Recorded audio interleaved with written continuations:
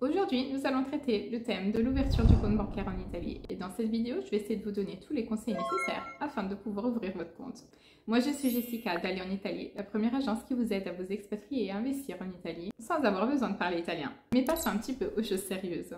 En Italie, l'ouverture du compte bancaire vous sera essentielle si vous avez décidé par exemple de trouver un emploi, d'investir éventuellement dans une maison ou même de passer votre retraite en Italie. Tout simplement parce que pour percevoir un salaire italien, il est nécessaire d'avoir un IBAN et donc un RIB italien. Pour pouvoir acheter votre maison en Italie, l'ouverture de compte bancaire n'est pas obligatoire, mais par contre, le fait de faire transiter l'argent de l'achat de votre maison sur le compte du notaire vous obligera à payer une somme d'environ 700-800 € pour du coup déposer cet argent sur un compte X du notaire à partir duquel lui fera les différents virements aux différentes entités. Disons que si vous avez déjà votre compte bancaire italien à partir duquel vous pourrez faire les virements et disons vers l'agence immobilière, vers le notaire, vers disons le vendeur, vous êtes déjà sûr de pouvoir économiser cette somme. Enfin, tous les fournisseurs d'énergie n'acceptent pas forcément un virement de la part de comptes étrangers. Donc pour payer vos factures de gaz par exemple, vous aurez besoin d'un compte bancaire italien. Avec notre expérience, nous avons vu que certains fournisseurs vous permettent de payer du coup vos factures à partir d'un compte étranger, mais généralement ce sont ceux qui vous proposent des prix assez élevés. Donc disons si on peut économiser, c'est toujours ça le prix. Donc à partir de là, il y a deux cas de figure.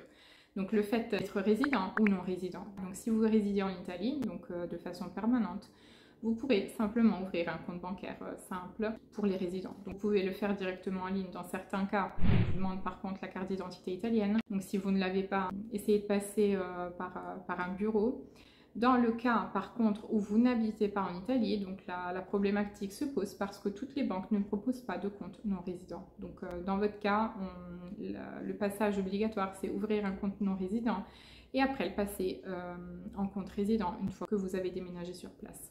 Comment savoir si telle ou telle banque permet d'ouvrir un compte bancaire non résident? C'est là que nous intervenons. Généralement, donc, toutes les banques vous permettent d'ouvrir un compte simple. Cependant, au fur et à mesure des banques et des filiales, nous avons vu qu'il y a des discours différents. Donc, même des banques qui, normalement, permettaient d'ouvrir un compte non résident, finalement refusaient. Donc, la filiale du coin refusait d'ouvrir le compte. Donc, nous, en tant qu'allés en Italie, qu'est-ce qu'on fait pour vous simplifier un petit peu la tâche? Donc, on prend la tâche avec toutes les banques locales dans votre secteur, là où vous avez décidé de vivre, et on leur pose la question, du coup, s'ils ouvrent des comptes non résidents. Et on vous suit jusqu'à la fin, jusqu'à l'ouverture. Donc, on prend rendez-vous et on est présent, donc soit virtuellement, soit directement sur place pour l'ouverture du compte, pour vous servir d'interprète durant l'ouverture et à vous aider, du coup, à finaliser cette démarche.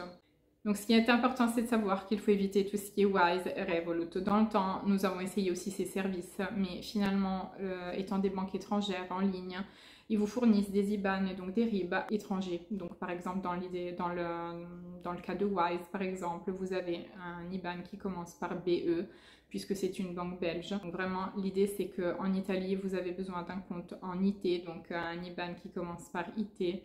Et donc, il faut s'adresser à une banque italienne. Il n'y a rien à faire. Donc, à partir de là, si vous êtes en France, vous sachez qu'en Italie, donc, il y a le Crédit Agricole, par exemple, il y a BNP Paribas.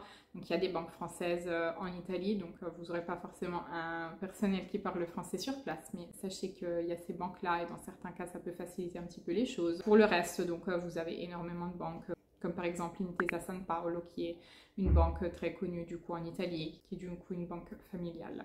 Vous avez aussi la possibilité d'ouvrir un compte auprès d'une banque postale. Voilà un petit peu. Moi, ce que je peux vous dire, c'est que si vous avez la nécessité d'ouvrir un compte bancaire, sachez qu'il va vous falloir donc votre code fiscal et une pièce d'identité en cours de validité, pas forcément italienne.